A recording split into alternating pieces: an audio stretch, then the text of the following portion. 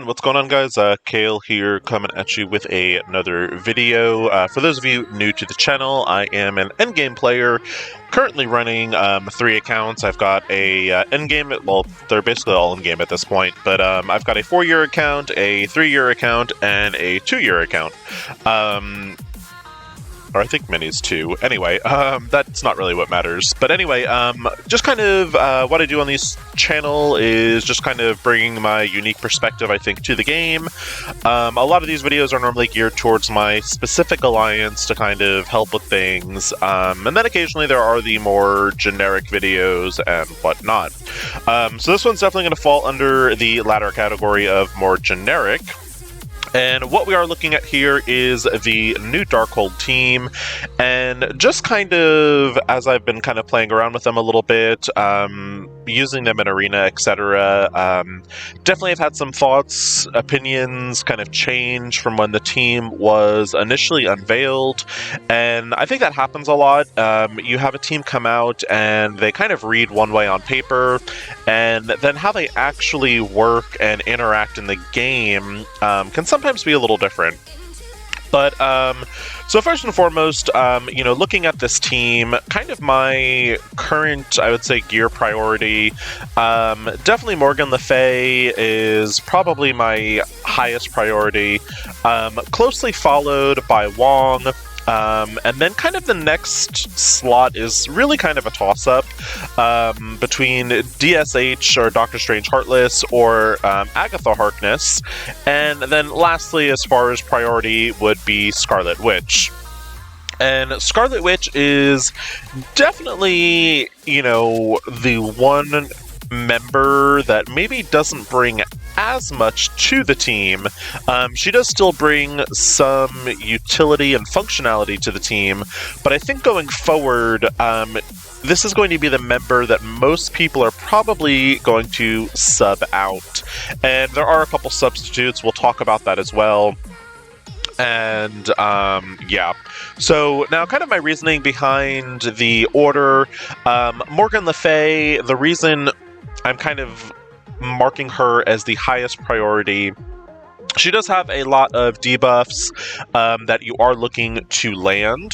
She does have one of the highest focuses in the game. She's in the top 10.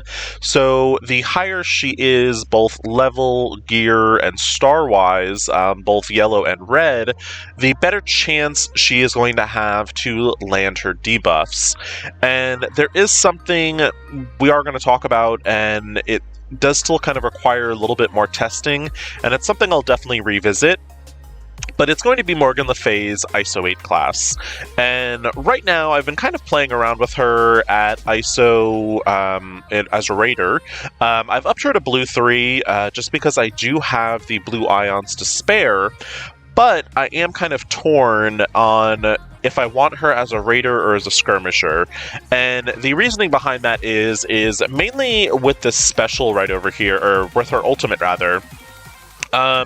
Once you T4 her, you know, she is going to apply trauma and ability block to all controller enemies. Now, the reason this is important is because when you're going up against the Eternal matches, you want the ability block and the trauma on Cersei. A lot of the times with those Eternal hybrids, you also have Doom, so you want the trauma and ability block on Doom as well. And when we're talking about mirror matches, you're going to want the other enemy Morgan Le Fay to have that ability block and trauma.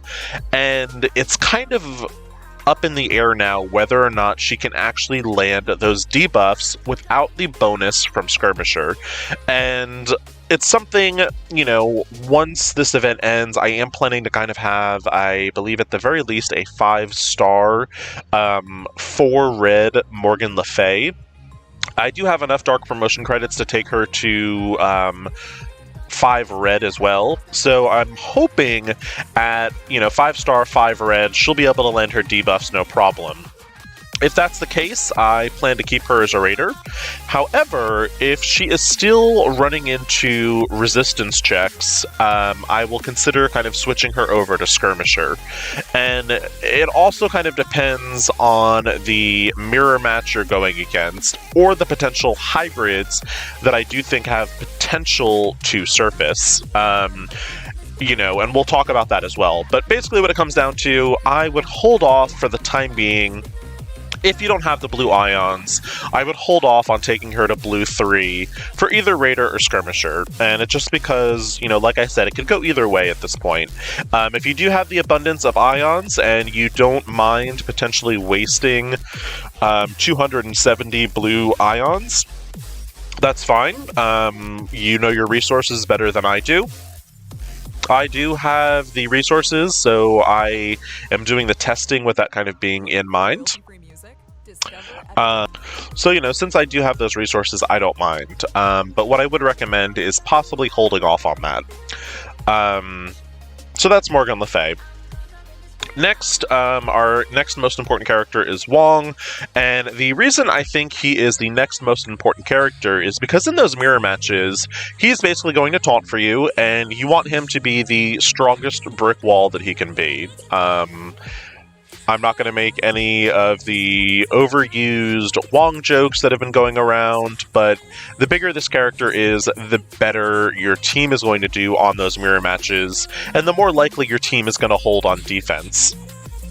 So I think that's why he is kind of your second priority in gear, and I know a lot of people, unless you purchased him, probably don't have him unlocked yet, and we'll talk about that when we actually talk about the arena matches as well.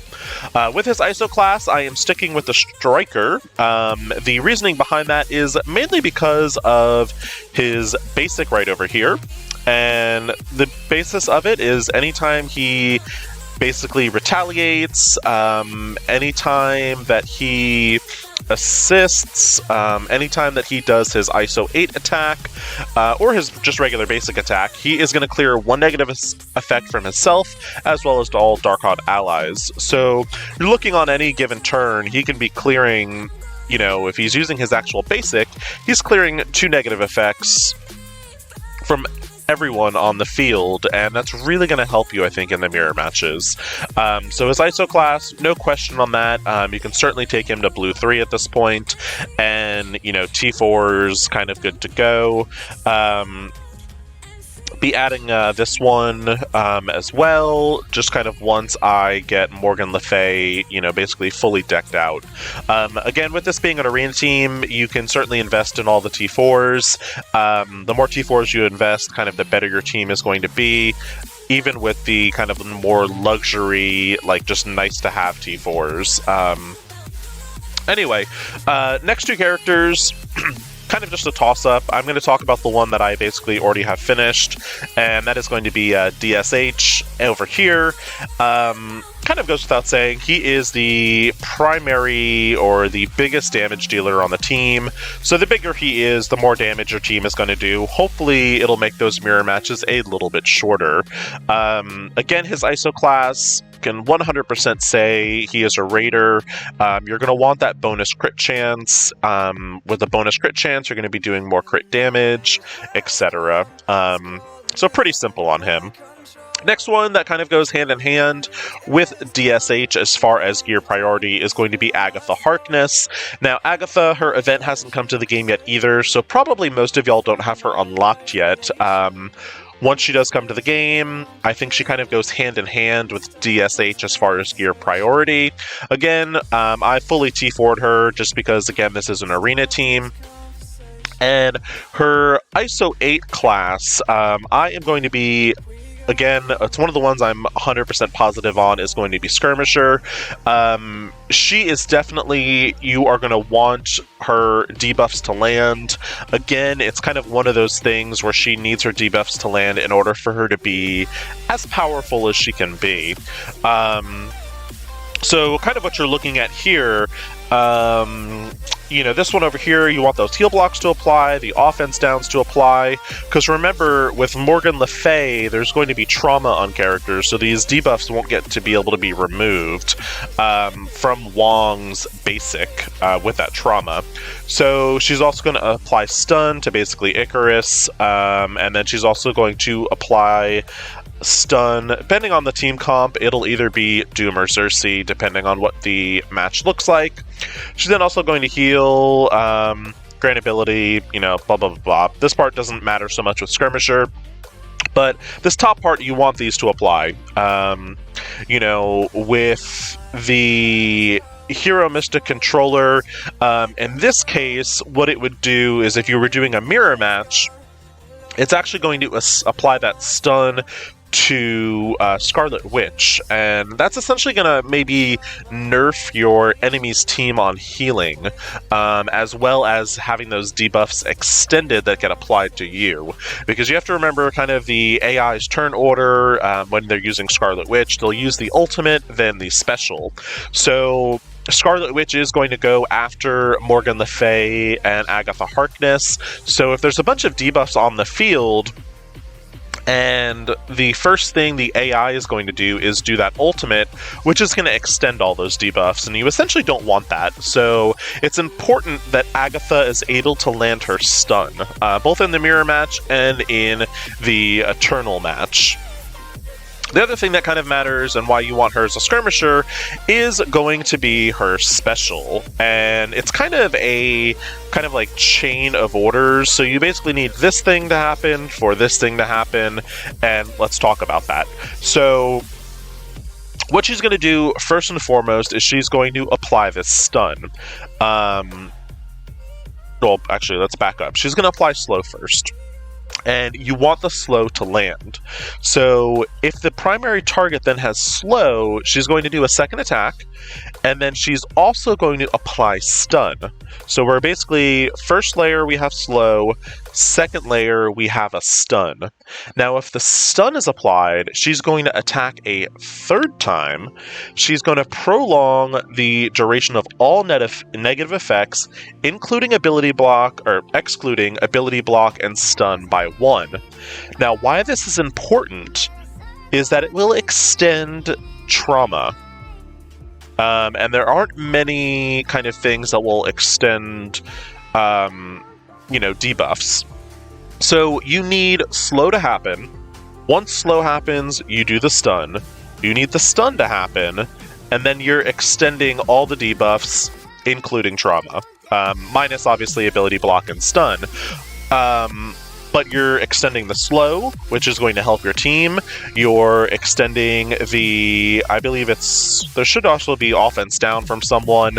If Scarlet Witch is gone, you'll be extending the defense downs, etc. So this is really important, and you want this kind of 3-tier check to happen. And you're only going to be able to do that as a skirmisher. There's just kind of no way around it. So that's AGATHA. Final on the list is going to be Scarlet Witch. Now, there is some stuff kind of going on with Scarlet Witch where people are kind of, as I mentioned earlier, she's probably the most replaceable. I still think she holds merit in the team, and I've really been enjoying using her. I think she's been a really cool character. I think she adds, kind of a nice bit of damage with her as with a striker, and I kind of want to talk about a little bit with her. So the other one that people are suggesting is Skirmisher, and again, it kind of goes into wanting her to land her debuffs. Now, my only thing with that, while yes, defense down is important, I haven't really honestly run into it so much where I feel like she's getting resisted a lot. And it's maybe something I need to kind of pay a little bit more attention to. Her focus, as far as in-game focus, she has the 16th most highest focus in the game. So she does really good for focus. She's below AGATHA. Obviously, AGATHA is number 1, and she's below Morgan Le Fay, who's number 9. And yeah, so that's pretty much it for the DarkHold team as kind of the, higher ones. But I don't really think her debuffs landing is as crucial as the other two members I've talked about, basically being Morgan Le Fay and AGATHA Harkness. I think she actually benefits more from that bonus damage she is getting from her ISO 8 bonus attack. We have to look at her. She literally has the 12th highest damage in the game. And I just think that, you know, to not use Striker is kind of, you know, a lost opportunity. You look over here at the Striker, especially on you know, blue 3, she's going to gain an additional 10% max health, and then she's going to deal 5% of this character's max health to the primary damage to the primary target as damage if they have 2 stacks of vulnerable. So when you look at her, you know, she's going to be doing, you know, 46k in damage with her ISO 8 bonus attack. That's a lot of damage. So, you know, I think to not have her as a striker is a little bit of a disservice to her as a character as far as what she's capable of. You know, if you are thinking that the debuffs are more important to get them landed, Skirmisher is obviously another option. But yeah, when we are looking at her ISOs, or not with her ISOs, with her T4s, you know, I think she kind of falls into the more nice to have for all of her T4s. We've got the ultimate. I would say the only one that's kind of maybe a little bit more essential is going to be her special, and that's just because it's going to heal her for 100% of her health. And that'll kind of help your team have a little bit more sustain. I am running a little short on T4s right now on Kale, so this is probably the first one I will do on her, but just a little bit behind on that. And then lastly, this one's just going to add an additional 20% piercing, and it's going to just make her hit a little bit harder. So yeah, so that is kind of the run-through of the characters. Kind of a modified ISO 8 suggestion. T4s, the infographic is there. One thing I do want to talk about, though, is actually the placement of this team. And when I originally did the infographic, the T4 placement was just based off of kind of how I was reading them on paper. We didn't know what the ISO 8 bonus attacks would do quite yet, and the problem with that is the way Wong functions and his ability to clear debuffs. So, with that being said, I have actually modified the positioning of them, and what you want basically, Scarlet Witch and DSH are kind of interchangeable. These can go either or, that doesn't really matter as much. You know, you can kind of place DSH on the far side, you know, if you're trying to maybe get him to survive a little bit longer, as most likely when you're going into these mirror matches, they'll probably be going after Morgan, so splash damage might go to DSH, which actually, let's do that real fast. Let's just move these two over. But then we will talk about the more important thing of this positioning. So let's get DarkHold and Scarlet Witch, DSH, boom, good to go. Now, the thing that's really important is AGATHA HARKNESS being here. And the reasoning behind that is on her basic, she is going to call two DarkHold allies to assist her in Arena. Outside of Arena, it'll only be one, so it'll be a 50-50 chance. But basically, you want Morgan Le Fay and Wong assisting. The reasoning you want Wong assisting is because he will clear debuffs on the assist, and Morgan because she's just going to steal some health, and that's going to be good for her. So that's kind of the positioning you're going to like. DSH, again, kind of on the far side, just so you know, you are getting a little bit more survivability with him.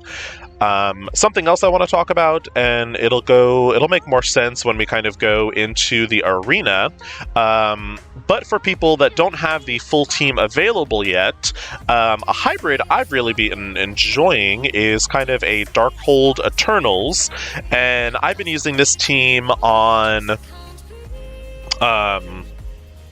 I've been using this team on Dracarys, just because I don't purchase things on Dracarys. So this team has been working really well for Dracarys.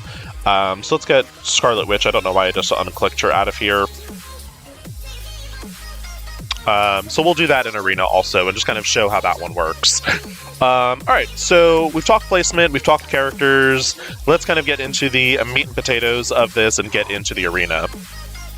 So, I'm going to fix my defense real fast because I do have DSH in the kind of inside, and I don't want that. So let's go ahead and move him to the far outside. And... oh, biscuits, we just lost that one team. Anyway, move these two around. Alright, okay, got that saved and ready. Alright, so let's go into Arena. Now, yesterday, I wasn't really seeing many DarkHold teams in my Arena shard in particular. I'm actually still seeing a lot of these Eternal hybrids, and DarkHold is doing really well with them. So let's go in here, we'll go against this 49 team. Again, just going to kind of change my placement just a tiny hair. And there we go. And I am going to slow things down, primarily for Morgan's first turn, and as well as when I do AGATHA's special, because I basically want to kind of show off that tiered turn list and how that goes. So we'll load in. Hopefully we don't have any crashes today. If we do, I apologize. That is certainly not on me. That is on Scopely, and we'll go back and reload in and all that stuff. Alright, so we're loading in, and you notice even with Emma, we are still going first. This team is pretty fast, so we are going to slow down. So if you look over here, this is going to clear immunity from the primary target, attack for piercing, extra crit chance. It's going to apply disrupted and slow to the primary target. It's going to spread all these negative effects, and then it's going to apply trauma and ability block to controller enemies. It's going to flip 2 positive effects into the negative effects on all non-controller enemies and reduce the speed bar of enemies that do not have any negative effects by 30%. This attack can't be dodged. So, in theory, if Morgan was built up, this will apply ability block and trauma to both Doom and Xerxes, but it's not, and we'll show that. It's going through the resistance check. So we had a resisted there. We had trauma applied to Xerxes, but you'll notice the ability block did not stick on either of them. And that's kind of what I'm talking about, where I don't know at this moment if it's an issue of low stars / red stars, or if it's just the simple fact that she is going to need the skirmisher class. So it's something I'm going to have to play with a little bit. We are going to go in here, we are going to slow down Icarus just a little bit, reduce his speed bar. And now it is Agatha's turn. So this is basically the Eternals nerf part of it. So she should get the things on both Icarus and Xerxes over here. So you have the heal block applied, you have the stun. So Eternals are basically kind of out of action for a little bit. So now what I'd like to do, that we kind of have that taken care of, I'm going to kind of start working down on Doom a little bit, and I am going to heal. I do want to get my DSH up a little bit, and that's where that T4 will come in handy, because that would be a full heal. It wouldn't be just that little baby heal over there. So I want to kind of start working down on Doom. If I can get him to the yellow before Morgan is able to do her kind of turn rewind, it's better. I don't think that's going to be the case, though, as you can kind of see. But that's okay. They can actually survive a Doom hit. I think a lot of the times what happens is when I do that, what happens is I believe my Wong normally dies, but they are able to kind of survive through the rest of it. So we're just going in, we're kind of getting Doom down a little bit. I want to kind of get him to the point where he is going to do his time platform. And, just kind of get that through. Now right here, I just want to kind of show off that resistance check. Alright,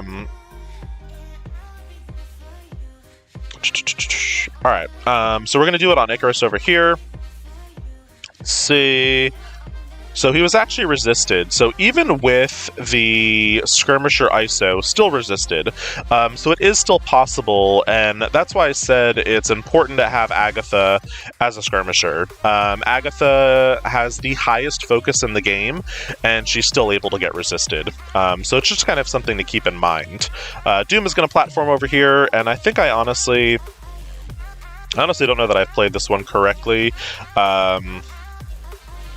Just kind of going through the way the turns normally work on this. I don't think I played that one correctly, as we just died. So yeah, this first match, let's wipe it from our memories. Kind of still playing around with this team a little bit. Let's go back in there. Gonna play it a little bit differently from just kind of the memory. I'm going to go in basically the exact same team, exact same person, and, let's go. This one I'm not going to slow down as much, because I was also kind of getting to the point where we were running out of time. More or less, I'm going to play things fairly similar. So we're going to play these things pretty similar, but I'm just not going to slow down as much. So again, we're going in with the ultimate, and let's see. So again, we were resisted. I think even for myself, what would make this match a lot easier is actually slapping Skirmisher on Morgan. And with Skirmisher on Morgan, the trauma and ability block would be landing on Cersei, which would definitely neuter Cersei as well as Doom. And it's something I might even try out on this vid. Let's see how this actual fight goes. But, yeah, so let's kind of keep going. We're going a little bit quicker this time around. Alright, health-wise, we're doing pretty good. Let's switch on over to Doom. I don't know why I just did the ult there. It wasn't really necessary, as there weren't really any debuffs on the field. Get Wong in here. We're going to start kind of ticking Doom down just a little bit. And again, kind of my goal here was to kind of get Doom more towards yellow prior to using Morgan's special and kind of doing the reset, but that didn't happen. It's okay. We're going to switch back over here to Icarus and kind of start working down on Icarus. Dr. Strange going in. Let's see, health-wise, let's get a little heal. Should be able to survive that, no problem. And we do have the safeguard up, so things are not getting flipped, which is nice with Cersei. We're about to lose our Wong over here. Let's go in with the special. We did get the stun this time around, so that actually didn't get resisted, so that's obviously much better. We did lose Wong. Let's see. Got the platform going off again. And I think this is going to mess us up. Let's see. Yeah, this one's a quit too. Alright, do apologize on these little fights. I'm going to try one other thing, and then it might actually honestly just be kind of a on-screen, proof is in the pudding thing that I do need to switch Morgan over. So let's go back in again. Alright, let's see if third time is charm, ladies and gentlemen. What I'm going to do, and I'm trying to remember what I was doing yesterday and the day before that I was having, really good luck with these. I want to say I actually might have been going after Doom first. And I think that was kind of the key to it, is, you basically want to stop Doom from, doing the time platform without having to, worry about, kind of the Doom situation.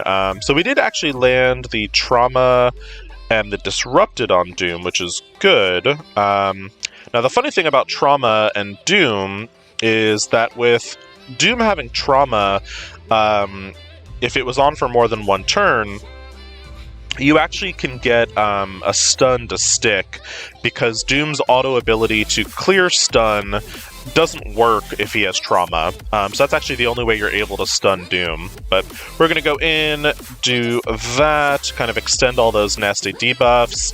And this is going a lot better. You'll see Morgan Le Fay over here has a lot more turn meter than Doom currently, so we'll actually be able to reset time before Doom is able to do the platform. And this is how I did it. Now I am actually remembering this fight. So Doom basically has no turn meter now, and we will basically finish off Doom. And kind of the big threat of this match is gone and over with. So I do apologize for the first two kind of like useless attempts. Just kind of a situation of still learning this team and just kind of learning how everything operates. What I do want to showcase real quick, though, is how much damage Scarlet Witch does with her ISO 8 bonus attack. So we have actually I have 3 stacks of vulnerable here. So we get her primary attack, so 173k. Agatha's going to ping because he dropped down low. And then look at this bonus attack over here. Another 147k in damage. Positively insane. And it's why I think Scarlet Witch makes for such a good striker. I don't know many characters in the game that are doing that much damage on an ISO 8 bonus attack. So I think, honestly, when you talk about the pros and cons of, you know, skirmisher striker, you're giving up a lot of damage for her to be a skirmisher. You'll notice over here I am keeping Xerxes alive. That's basically just because DSH is getting ready to do his ultimate, and obviously the more debuffs on a character, the more damage. So just for pure bragging rights, let's go ahead and slow this down. Do that ultimate, get that crazy damage out there, 73k and 72k, so pretty sweet. Warlock over here obviously rezzed himself as he does, but at this point it is a no-brainer. So to kind of, I guess, reiterate this fight, and what I was kind of essentially screwing up the first two ones is you do target Doom. Can't speak. You target Doom first, and you basically want to take him to yellow prior to him kind of really building up any speed bar. That way Morgan will go before him, she resets time before he time platforms, and he's easy to take out. So, took 3 times, but that was how I was doing that fight. You get to see the original 2 blunders. I will keep them in the video. But yeah, so the second kind of combination I wanted to talk about, for those of you that might not have the full DarkHold team unlocked because you didn't pay for them, which totally fine. This team is working pretty well on Dracarys. And it's basically, you know, the team has some survivability, so they're able to kind of survive Icarus's... that's weird. You're able to survive Icarus's ultimate. And if you're able to survive Icarus's ultimate, the team works pretty well. So let's go back in. And you gotta love close to payout time. Look how far I dropped down literally just in the course of, you know, a fight. Let's go in here with this Doom kind of combo. And then we'll see if there's another one in there and we can do another fight. I am finding that the DarkHold team is holding a little bit better on arena defense. I'm not dropping down as much. There is obviously some drop down, but it's not as bad as the kind of Speed Eternals. Alright, so let's load in. Again, kind of the same thing. Now with this one, without there being an Emma or a Loki, your Morgan Le Fay is going to go first. So I'm going to go in and target Doom. And let's see. So we landed the trauma on Xerxes. Not too bad. As I said, Icarus was able to survive. He did not get deleted. Nor did Cersei. We got Doom down to yellow, which is exactly what we wanted. We will extend the debuffs on Doom. We want him slowed. And our Icarus should actually be getting to take a turn now. In just a second. We did lose our Morgan Le Fay. Not too bad. Doom is going to die here, so we will get that kind of second pop-off from our Icarus. And it's basically kind of cleared their side of the field. We will reduce the speed bar again. Adam Warlock died, so we don't have to worry about the taunt from Cersei. And we'll just kind of special here. This fight goes a lot faster. You know, it's not nearly as kind of like drawn out. It's a quick match.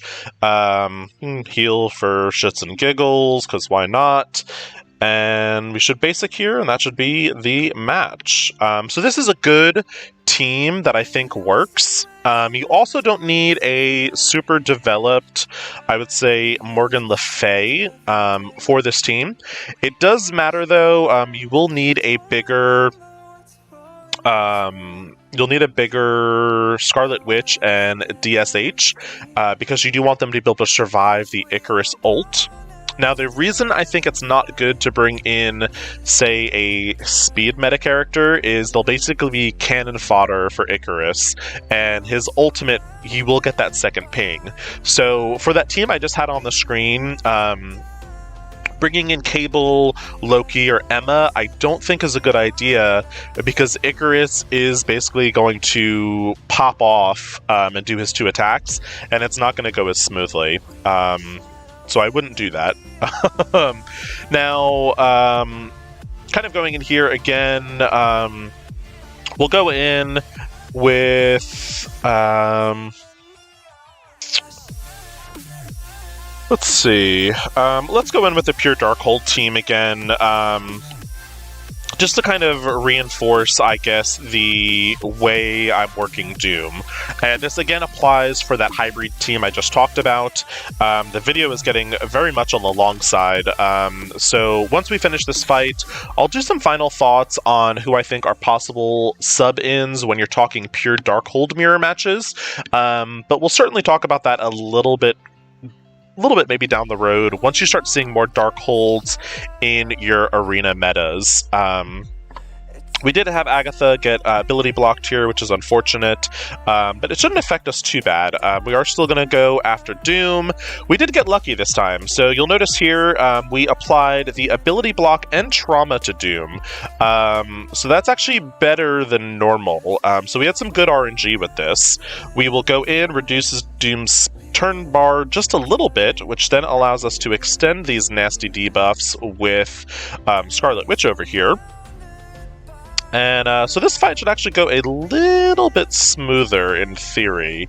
So let's see. We're going to shift over here over to Icarus now that we don't have to worry so much about Doom. We managed to get the stun on Icarus over here, which is good. AGATHA is basically, you know, almost healed back up.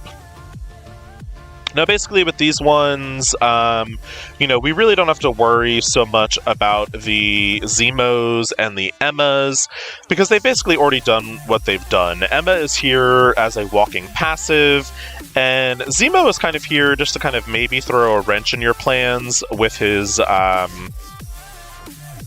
ultimate and his ability block. But as you're seeing here, it really didn't matter all that much. You know, this is just one of those situations where I've got some killer RNG, and the Eternals are neutered, Doom is neutered over here, and the other two don't really matter. And wouldn't you know it, we get into a frozen situation. Gotta love it. Well, thank you, Scopely, for this one. Obviously, this is going to freeze out, so I will be right back. Alright, y'all, we're back. Just real quick, that arena match froze. So we're actually on mini over here. I did want to talk about if you are looking at heavy mirror DarkHold characters, who I think the best substitute for Scarlet Witch is outside of Dormammu, as most of us do not have Dormammu.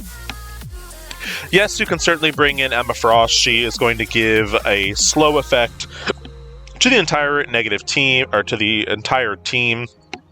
However, I think the one that actually has more value is actually going to be Loki. And basically what's going to happen here, if you are possibly planning to take him in as your Arena 5th, subbing out Dark Witch, or Scarlet Witch, not Dark Witch, you're going to want a T4 his passive.